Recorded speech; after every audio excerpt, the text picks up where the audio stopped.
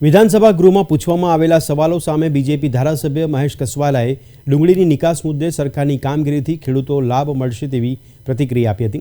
સરકારે રાજ્યના ખેડૂતોના હિતમાં ડુંગળીની નિકાસ બાંધી હટાવી છે, જેનાથી લાખો ખેડૂતોને ફાયદો થશે અને બંને કેન્દ્રીય મંત્રીને લાખો ખેડૂતોને ફાયદો કરાવવા મહેનત કરી છે, તે બદલ હું બંને મંત્રીઓને અભિનંદન આપું છું। ગઈકાલે કેન્દ્રની સરકારે ડુંગળીની નિકાસ બંધી હતી એ ઉઠાવી અને નિકાસ કરવા માટેનો નિર્ણય લીધો છે। લાખો ખેડૂતોને એમનો ફાયદો થવાનો છે। ગુજરાતના ખેડૂતોની માગણીને ધ્યાનમાં રાખી આપણા બંને કેન્દ્રીય મંત્રી માનનીય અમિતભાઈ શાહ, માનનીય મનસુખભાઈ માંડવિયા દ્વારા કેન્દ્રની અંદર જે પ્રકારનો નિર્ણય કરાવવામાં આવ્યો છે, ખેડૂતો વતી હું તેમને અભિનંદન આપું છું।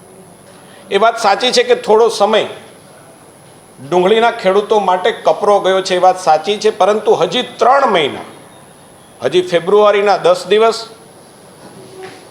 માર્ચ, એપ્રિલ અને મે સુધી ડુંગળીનો મબલક પાક માર્કેટયાર્ડમાં આવવાનો છે।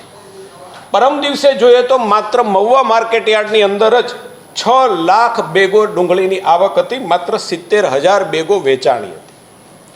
જે પ્રકારે ભૂતકાળને ધ્યાનમાં રાખીને આંકડા જોઈએ તો હજી પણ 1,60,00,000 થેલા આ 3 મહિનાની અંદર ડુંગળીની ખેડૂતો દ્વારા આવક થવાની છે અને 100 રૂપિયાનો ફાયદો આજે જ આપણને જે પ્રકારે દેખાય છે, સફેદ ડુંગળીમાં 50નો ફાયદો, એવી રીતે એવરેજ કરીએ તો પણ સૌરાષ્ટ્રના ડુંગળી પકવતા ખેડૂતોને કેન્દ્ર સરકારના આ નિર્ણયથી લગભગ 300 કરોડ રૂપિયા જેટલી વધારાની રકમ એ ખેડૂતોના પોતાના ખાતામાં જશે। હું એમ માનું છું કે નિર્ણય ખૂબ સારો થયો છે।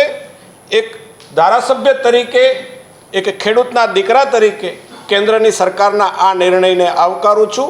અંદાજે મારી દ્રષ્ટિએ જોઈએ તો જે પ્રકારે વાત થઈ એ પ્રકારે 1 લાખ કરતાં વધારે સૌરાષ્ટ્રના ખેડૂતોને આ નિર્ણયનો ખૂબ મોટો ફાયદો થવાનો છે।